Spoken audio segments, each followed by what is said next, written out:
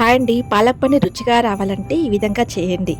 పాలకూరని నీటిలో ఉడికించకుండా నూనెలో 5 నిమిషాలు ఫ్రై చేయాలి.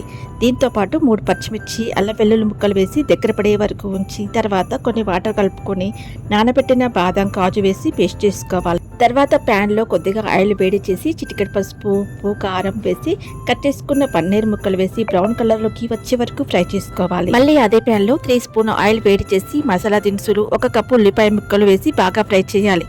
ఉల్లిపాయ ముక్కలు ఎర్రబడిన తర్వాత 3 టమాటా ముక్కలు పేస్ట్ చేసి వేసుకొని ఆయిల్ తేలే వరకు ఉంచి తర్వాత పాలకూర పేస్టు, సరిపడ పసుపు, ఉప్పు, కారం, ధనియాల పొడి, 1 గ్లాస్ వాటర్ పోసి 1 పొంగు వచ్చే వరకు చూడండి.